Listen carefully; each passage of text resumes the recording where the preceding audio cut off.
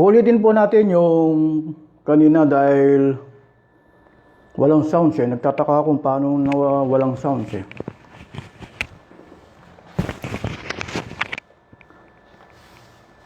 Ang Iglesia ni Manalo, nagdalawa. Meron tinatawag na Iglesia ni Eduardo Manalo. At meron pong tinatawag na Assembly of Yahusa. Na ang kinikilala nila rito ay si Angels Manalo o Angel Manalo. Na sila po ang tinuturing nilang nagrebelde. Ngayon, nagtutuligsahan po sila. Dati doon sa True Defender at saka yung Silent Defender. Pero itong dalawang ito, iisa po ang paniniwala nila kay Felix Way Manalo. Kahit na nagdalawa po sila, iisa po ang paniniwala nila kay Felix Way Manalo. Anong paniniwala nila kay Felix Way Manalo? Ganito po ang ating mababasa sa isang pasugo. Kung anong paniniwala ng dalawang yan, sa kabila po na naghati sila o nagdalawa sila. Ang huling sugo ng Diyos. Si kapatid na Felix Way Manalo ang isinugo ng Diyos upang ipangaral ang mabuting balita ng kaligtasan sa mga huling araw. Ang kanyang pangangaral na katuparan ng mga hula sa Biblia ay nagbunga ng muling pagbangon ng Iglesia ni Cristo matapos na ito ay matalikod sa pananampalataya pagkamatay ng mga apostol. Siya ang huling sugo ng Diyos. Ini-emphasize po natin, siya ang huling sugo ng Diyos. Si Felix Way Manalo, walang alinlangan po, ay patay na. Namatay po siya noong 1963. Pagkamatay po ng huling sugo nila, wala na po silang buhay na pwedeng ipakilala na sugo. Dahil huli na po. Kaya sa kanila, ang kinikilala nilang huling sugo namatay noong 1963. Ito po ay paniniwala po ng Iglesia ni Eduardo Manalo at saka yung Assembly of Yahusa sa pamagitan ng Angel Manalo. Tama po ba na paniwalaan si Felix Way Manalo na huling sugo? Kapag nilagyan mo kasi ng huli, yung salitang o yung terminong ministro, hindi na po pwedeng huling sugo, hindi ka na pwedeng magsugo. Batay po sa pagtuturo ng Ebanghelyo, Roma, Kapitulo 10, talatang 14 hanggang 15, pakinggan po ninyo kung anong nakalagay rito batay sa pagtuturo ni Pablo. Roma 10:14, 15. Narito po. Paano ngang silang magsisitawag doon sa hindi nila sinasampalatayanan?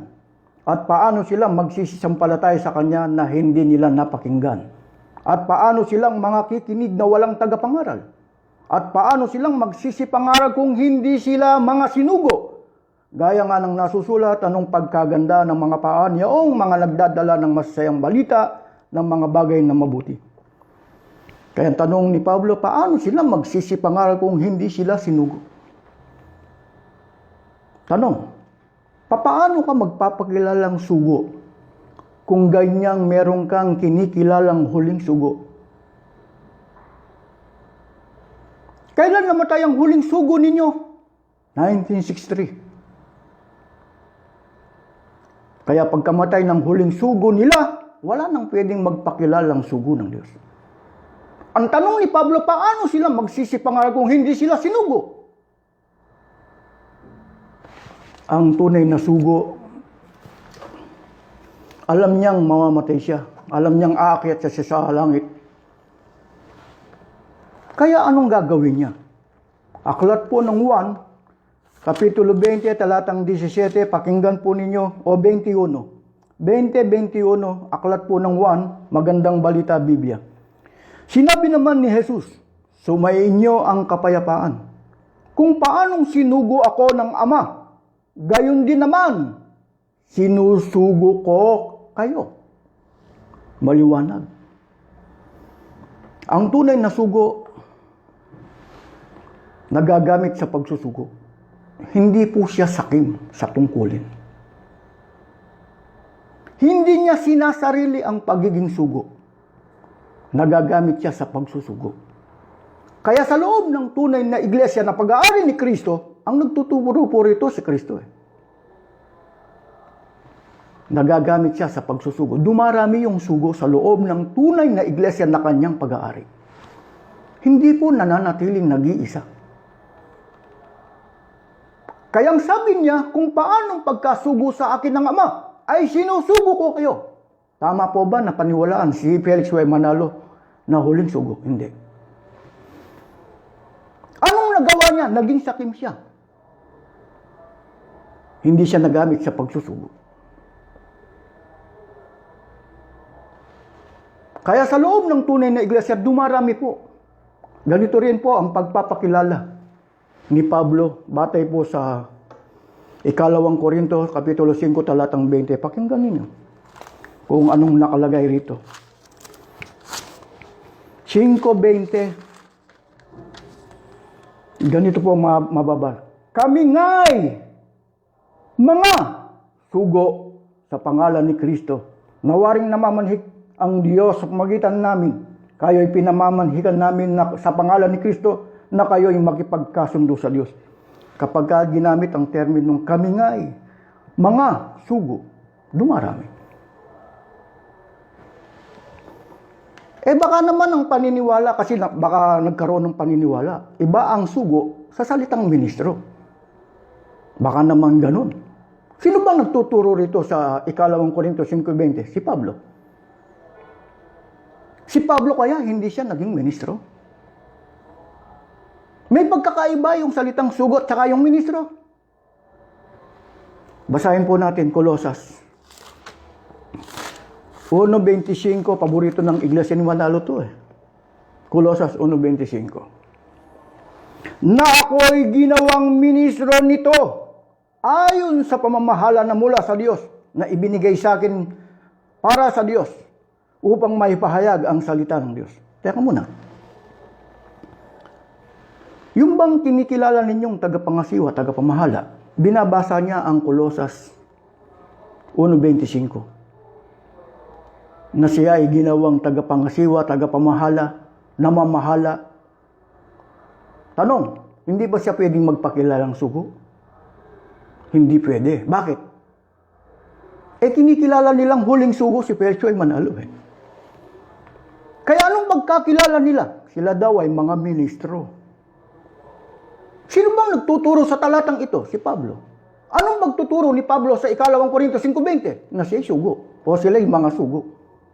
Nagkaroon ba ng dalawang tungkulin si Pablo? Hindi po. Iisa lang. Kung tutuusin, may 3 pa Apostol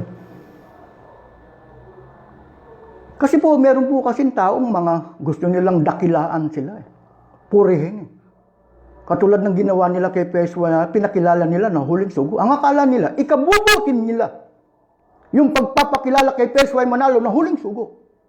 Mali po yun. Kaya ang tanong, paano ka ngayon magpapakilala na sugo ng Diyos? Kung meron kang kinikilalang huling sugo, namatay pa noong 1963. Kung ang salitang sugo at saka salitang ministro, iisa, sa makatwid si Felix Y. Manalo, huling sugo siya, huling ministro pa rin siya. Kailan namatay ang huling ministro ng Diyos ninyo? Noong 1963. Kanino ministro ang mga iniwan niya? Sa demonyo, walang alindangan.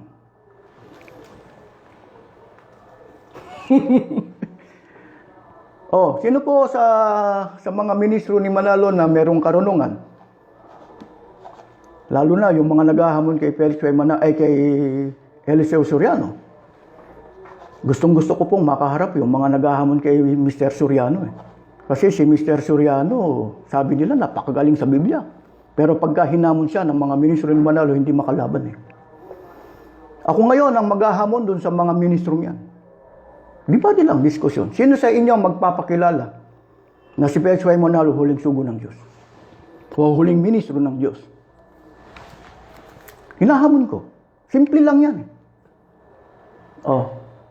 Tatandaan po natin, sa loob ng tunay na iglesia ni Kristo, wala kayong kikilalanin na huling sugo ng Diyos. Sa iglesia ni Manalo, meron silang kinikilalang huling ministro, huling sugo ng Diyos, na yan nga, si Pelcio ay Manalo. Meron bang pagkakaiba? Ang sabi po ng iba, lalo na mga iglesia, wala naman iglesia ni Manalo eh. Hindi naman kayo pwedeng kilalanin na iglesia ni Cristo eh. Dahil ang paniniwala sa loob ng tunay na iglesia ni Cristo, lahat ng tagapagturo magpapakilalang mga sugo. Eh sa iglesia ni Manalo, ang kinikilalang huling sugo ay si Pelcio ay Manalo. Magkaiba po yan. Sa makatwid, ang salitang sugo at saka salitang ministro, iisa. Kaya walang huling sugo ng Diyos, walang huling ministro ng Diyos sa loob ng tunay na iglesia ni Cristo. Paano nagkakaroon ng karunungan ang mga salita ng karunungan ukol sa mga salita ng Diyos, sa mga tagapagturo, mga sugo, mga ministro sa loob ng tunay na iglesia ni Cristo? Marcos. Dito po ang ating matutunghayan. Pakinggan po ninyo. Sabihin nyo kagad kung hindi nyo po ako napapakinggan ng maayos. I-message nyo kagad para maano po natin. Marcos Kapitulo 4. Ganito po ang ating mababasa sa Marcos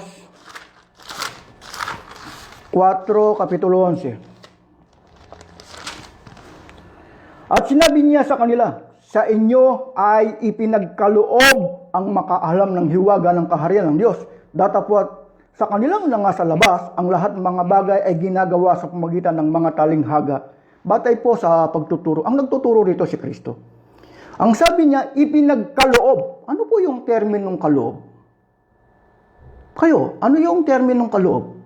Pero mas maganda po, Biblia po ang ating pasasagutin. Ano po? Sa inyo, ipinagkaloob. Unang Korinto, Kapitulo 2, talatang 12-13, pakinggan ninyo. Kung anong pahayag para maunawaan po natin yung salitang kaloob. Unang Korinto, Kapitulo 2, talatang 12-13. Ngunit ating tinanggap, hindi ang espiritu ng salibutan, kundi ang espiritong mula sa Diyos, upang ating mapagkilala ang mga bagay na sa atin ay ibinigay na walang bayad ng Diyos. Na mga bagay na ito ay atin namang sinasalita, hindi sa mga salitang itinuturo ng karunungan ng tao, kundi sa itinuturo ng espiritu, na iniwawangis natin ang mga bagay na ayon sa espiritu sa mga panalitang ayon sa espiritu. Ang salitang kaloob po, ibinigay ng Diyos na walang bayad. Nagkakaroon po ng karunungan, nagkakaroon ng kabihasnan ukol sa mga salita ng Diyos. Ang mga tunay na ministro o sugo, wala pong bayad. Hindi po sila hinihingan ng tuition fee. Ito po ang pagtuturo. Napakaliwanag ano po. Ito pong talatang ito ginamit ko noong 1994 September, nung ako'y kasapi pa sa Iglesia ni Manalo. Nagkaharap-harap kami sa opisina ni Bencio Pineda. 8 ministro ang dinatnan ko sa pamagitan ng aking pagtatanong. Doon ko ginamit ang Isaias 24:15-16 sa aking pagtatanong. Nang makapasok na po ako sa pintuan, sumigaw yung isang ministro, "Kapatid, eto anya, kawikaan." Oh. Etong dahilan kung bakit nakapagpasya ang kapatid na Eranio. G. Manalo na, may bayad. Sumigaw si Bencio Pineda. Yan ang dahilan kapatid kung bakit nagkaroon ng bayad. Tatandaan nyo, bayad ha. Pwede po ba ako magsalita? Ito yun ang sinabi ko. At pwede po ba ako magtanong, magsalita? Ang kaharap ko po, ministro, 8 sa opisina ni Bencio Pineda. Yang kakumbinasan niyan sa kawikaan ay ukol sa karunungan panlaman. Tao ang gumawa, ang magdesisyon ay tao. Kung may bayad o walang bayad. Kapag ka ang Diyos ang magbibigay ng kanyang karunungan, may bayad po ba? Pag-ibasa ang sinabi ng Diyos sa pamamagitan ni Apostol Pablo, ibinigay ng Diyos na walang bayad. Letra por letra. Unang Korinto 2:12-13. Ang sabi ni Bencio Pineda nung una, pinanindigan, etong dahilan kung bakit nagkaroon ng bayad. Nung pababasahan ko ng talata, hindi na bayad Google. Teka muna, saan magmumula yung Google? Mula sa bayad, mula sa abuloy? Huwag ka na magtanong, kapatid. Bakit ayaw nilang basahin ng Biblia? Doon ko natuklasan kung paano dinadaya ang mga tao. Oh.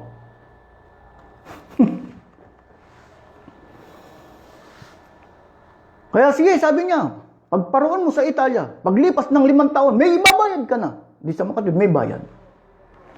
Kanya na po akong umiyak sa kanila. Kapag ka ang tunay na ministro, kapag ka binigyan siya, sugo at saka yung salitang ministro, iisa po, tatandaan natin ha. Wala pong pagkakaiba yung salitang sugo at saka salitang ministro, walang pagkakaiba yan. Lagi po natin tatandaan, yan ang dapat natin itanim sa Iglesia ni Manalo. Wala pong pagkakaiba yan, salitang sugo at saka salitang ministro. Wala po kayong kikilalalin na huling sugo, huling ministro. Pero sa Iglesia ni Manalo meron yan. Paano po nagkaroon ng mga karunungan ukol sa mga salita ng Diyos, ipinagkaloob, ibinigay na walang bayad? Ano ngayon ang pasya ng Diyos? Basa, Biblia. Mateo, Kapitulo 10, talatang 8, pakinggan po ninyo ang ating matutunghayan. 10:8. Narito po. Pagalingin ninyo ang mga may sakit, buhay ng mga patay, pagalingin ninyo ang mga ketongin at palakasin, palayasin ng mga demonyo. Yamang tumanggap kayo ng walang bayad, magbigay naman kayo ng walang bayad. Sa tunay na Iglesia ni Kristo, sa tunay na pag-aari ni Kristo, hindi po sila tinuturuan na maging sakim. Kung tinanggap nila na walang bayad, ibibigay din nila na walang bayad. Hindi ka mga ngatwir, eskwelahan po eh. Meron pong expenses eh. Di po ba? Anong sabi? Tumanggap ka na walang bayad. Ibigay mo na walang bayad. Kapag ka nagpabayad ka, anong tawag? Sakim ka. Sa tunay na Iglesia ni Cristo, yung mga ministro sa pagtuturo ng Ebanghelyo, hindi po nanghihingi ng bayad eh. Dahil tinanggap po nila na walang bayad ibibigay din po nila na walang bayad Anong katunayan? Ikalawang Korinto, Kapitulo 11, talatang 7, magandang balita Biblia, pakinggan po ninyo. Kung anong nakasulat dito. Ikalawang Korinto 11:7. Ipinangaral ko sa inyo ang mabuting balita. Ngunit hindi ako humingi ng kabayaran. Ako'y nagpakaaba upang mataas kayo. Masasabi bang kasalanan ko ito? Ang mga tunay na ministro saan man makarating, magtuturo sila na walang bayad. Hindi sila sisingil ng tuition fee. Ikumpara natin sa Iglesia ni Manalo. Si Manalo, sa compound pa lang, sa Quezon City, nagpagawa siya ng eskwelahan. Evangelical College. Ang kurso, BEM Bachelor Evangelical Ministry, 1980. Kanino panahon yan? Peranio G. Manalo. Sa panahon ni Peranio G. Manalo, tatandaan nyo, Assembly of Yahusa. Sa panahon pa ni Peranio G. Manalo, nagkaroon po ng bayad ang pag-aaral sa pagkaministro, 1980. BEM Bachelor Evangelical Ministry. Lahat ng mag-aaral, mula first year, magbabayad ng tuition fee. Hindi pa man lumalabas sa compound. Sa inyong reliyon ng pagmiministro, may bayad. O yung pag-aaral sa pagkaministro, may bayad. Walang alinlangan. Di ang sabi ni Kristo, ibigay mo na walang bayad. Sakim si Manalo. Kanino panahon niya? Panahon ni Peranio G. Manalo. Kaya huwag niyong iligtas si Peranio G. Manalo. Ang totoo niya, ang katuparan sa Isaias 24:15, kayong lahat. Huwag niyong iligtas si Peranio G. Manalo.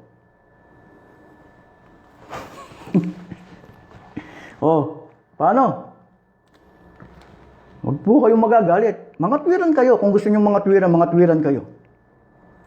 Ibig sabihin, ang mga ministro ni Manalo, hindi magkakasa sa 4 na beses na abuluyan. Kinakailangan gamitin nilang puhunan. Kaya nagtayo ng Evangelical College. Anong gagawin? Kailangan kumita uli ng panibago. Sa pamagitan ng pagtuturo, may bayad.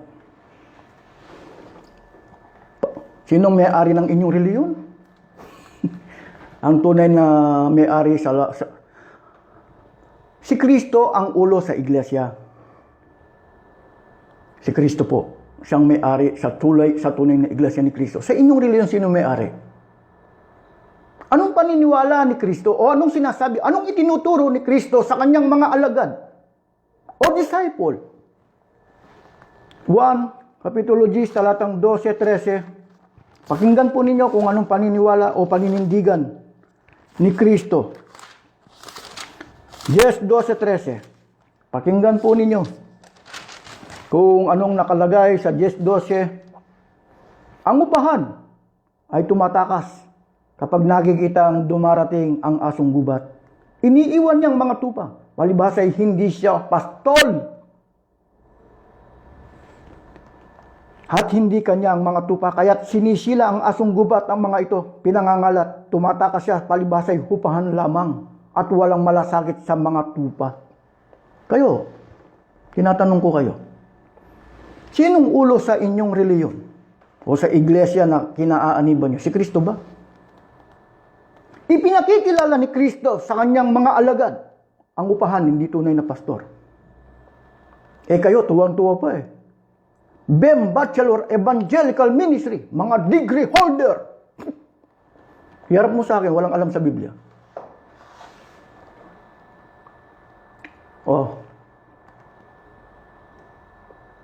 Pinakikilala na nga ni Kristo na upahan hindi tunay na pastor Bakit nagawa ni Peranio G. Manalo?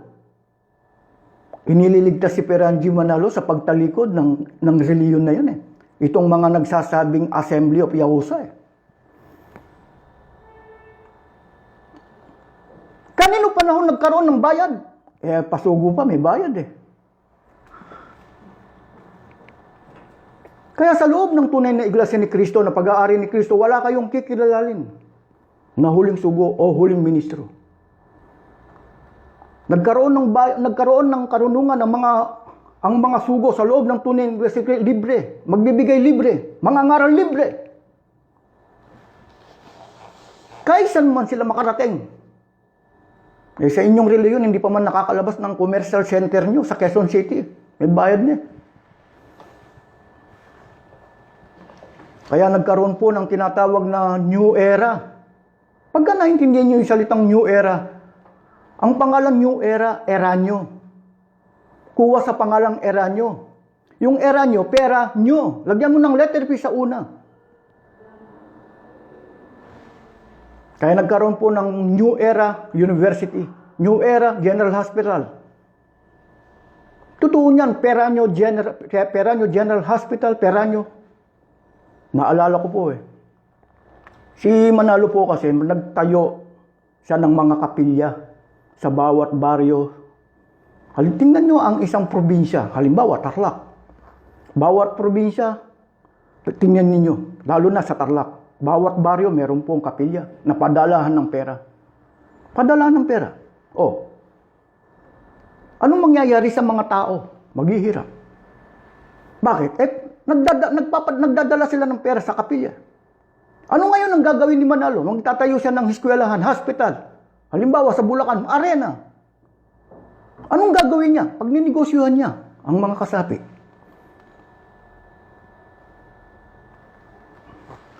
Paano yung walang ibabayad? Bahala na kayo.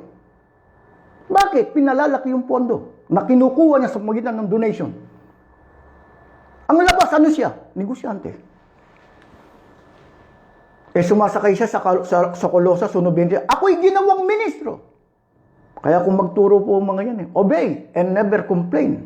Sa panahon ni Peranio G. Manalo, huwag lumaban sa pamamahala.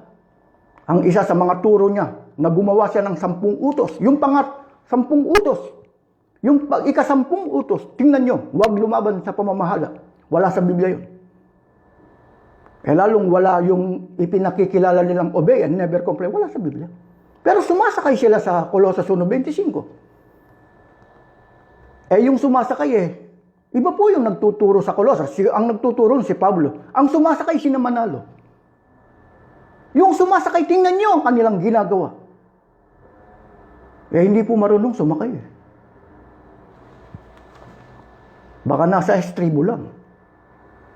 Paglakad po ng bus, mahuhulog sila. Kaya ganyan ko pong itinuturo to ang Isaias 24:15-16 na tupad sa kanila. Iglesia ni Eduardo Manalo, Assembly of Yahusa. Sa kanila natupad ang Isaias 24:15 dahil ang paniniwala nila kay Felix Y. Manalo, huling sugo ng Diyos. Papaano kayo magpapakilalang mga sugo ng Diyos kung ganyan yung kinikilala na si Felix Y. Manalo, huling sugo ng Diyos? Papalitan natin ng huling sugo, papalitan natin huling ministro, lalo kayong hindi magpapakilala. Kaya ganyan ako naghahamon ng debate, diskusyon sa kanila. Sino sa inyo ang magpapakilalang ministro ng Diyos? Dahil meron kayong kinikilalang huling ministro ng Diyos na si Felix Y. Manalo. Kaya mag-comment lang, wala eh. Kahit sa YouTube eh. Kaya nawa sana maunawa at maintindihan ninyo. Ang inyong reliyon, ibinaling sa pagninegosyo. Kaya nanghihingi sila ng donation, love offering, para may magamit na puhunan o kapital. Turuan ninyo ang inyong kinikilalang mga pastor, mga ministro, na huwag mag-ipon ng kayamanan dito sa lupa para guminhawa kayo.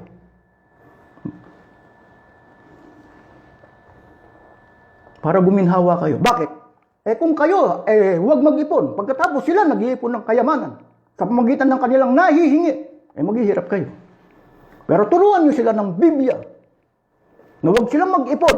Hindi, magkakasa sila sa pagkain. Pero kung nag-i-invest sila, turuan na, malapit na po ang araw ng pag-ukom. Masusunog po lahat yan. Kaya yung kayamanan na taglay ni Eduardo Manalo, turuan nyo na ibigay na sa mga mahihirap niyang mga kasapi. Huwag kay Mayor.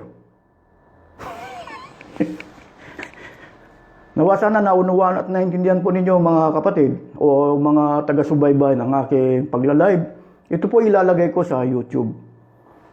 Dahil gusto ko po mag-live sa YouTube. Ang problema, kailangan po ang 1,000 subscriber. Ngayon, bahala po kayo kung gusto niyo pong i-subscribe yung aking channel sa YouTube. Kasi po, pinag-aaralan ko eh. Kaya lang ang iba ko kasi gusto lang i-cancel itong Facebook ko. Pati yung nasa YouTube po, pinag-aaralan nila kung paano nila i-cancel eh. Na-cancel nung nakaraan eh. Naibalik ko lang eh. Ngayon ay pinag-aaralan ko po kung paano po mag-upload. Nag-iisa po kasi ako eh. Hindi naman po ako naghahanap buhay sa reliyon. Kaya pasensya na po kung minsan nakakapag-live ako. Kung minsan hindi dahil nagtatrabaho po ako. Nawa sana na maunawaan ninyo ang aking pagtuturo. Marami pong salamat.